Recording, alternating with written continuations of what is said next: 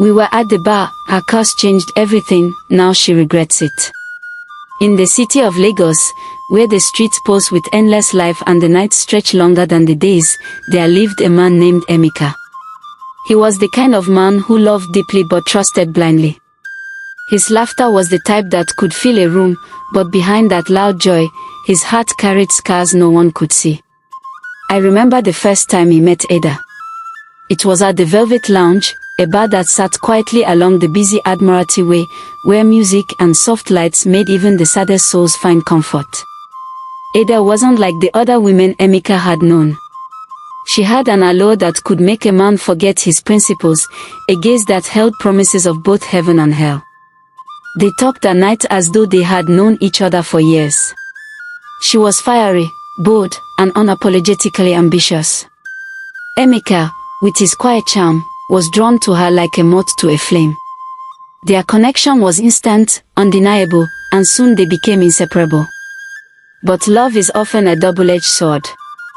Months rolled by, and what began as tender affection soon twisted into something darker.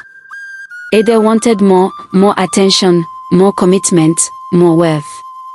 Emeka, blinded by his love, did everything to please her, even when it drained him financially and emotionally. His friends warned him. They told him that Ada's love had a cost. But he waved them off. Love requires sacrifice, he would say, smiling as though he hadn't already started to lose pieces of himself. The fights began subtly. At first, it was about missed calls, unanswered texts, then about how much time he spent with his mother, then about his job that couldn't buy her the luxury handbags she now desired. One night, after another heated argument at the bar, something inside Ada snapped.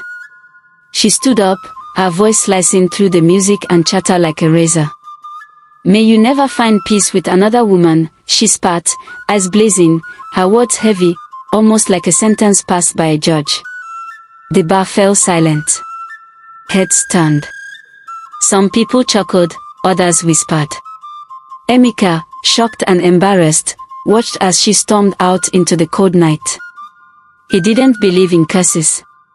Not then. But life has a cruel way of teaching us about things we dismiss. Months passed, and Emeka tried to move on. He met other women, beautiful, kind, patient women. But every relationship ended in heartbreak. Some walked away after claiming they felt inexplicably uneasy around him. Some stayed long enough to feel consumed by sadness they couldn't explain. Emeka's nights became lonelier. His laughter, which once filled rooms, became rare. Friends drifted, tired of his growing bitterness. His mother, the woman he once adored, died after a long illness. The guilt crushed him because he had spent more time chasing Ada's love than sitting by his mother's bedside. It was at his mother's funeral that he saw Ada again. She stood afar, dressed in black, her face pale, her eyes hollow with regret. She approached him cautiously. "Emeka," she whispered, "I didn't mean it, the curse. I was angry." But the word stayed, he said, his voice devoid of the warmth she once knew. "And maybe they shaped my fate." She wept, falling to her knees. "Forgive me. I have lived with the weight of those words. Nothing has been right in my life since that night. I thought I could move on, but I'm haunted too." In that moment, Emeka realized that curses are not always about supernatural powers. Sometimes, it's the memory, the guilt, the weight of words spoken in anger that haunt us the most. "I forgive you, Ada," he said softly, tears streaming down his face. "But forgiveness doesn't erase the road I have walked." They parted ways, both burdened by memories they couldn't undo. But that was not the end. Emeka sank deeper into self-examination. He began traveling around Nigeria, visiting small villages and cities. He met elders who shared wisdom about forgiveness, curses, and the power of words. He learned about spiritual healing, about cleansing rituals that could bring peace to a tormented soul. He tried them all. One old man in Enugu told him, Sometimes the weight you carry is not a curse but your refusal to release the pain. Emeka began journaling his story, pouring every regret, every shattered hope onto paper. His writings became a form of healing, a conversation with his younger self.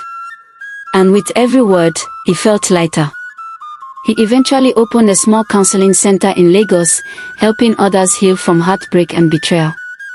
People came from distant towns to hear him speak about love, regret, and the resilience of the human heart. Ada, too, struggled in her own way. Her marriage collapsed after her husband discovered that she had never truly let go of her past. She fell into depression, often waking up haunted by the echo of her curse. She traveled, searching for ways to undo the weight she had unleashed. One rainy evening, Ada found herself at a retreat in Ibadan where she encountered a spiritual woman who taught her about accountability and self-redemption. Ada wrote a long letter to Emeka, pouring out tears of sorrow, hoping that her words would reach him this time as healing instead of harm. When Emeka received her letter, he felt no anger, only a quiet understanding. They met one final time at the Velvet Lounge, the same bar where it all began. Ada's hands trembled as she said, "I have carried this burden for too long. I no longer ask for your forgiveness, I pray you find peace." Emeka smiled gently. "I found peace long before now. But I'm glad you came. Some journeys must be walked to the end."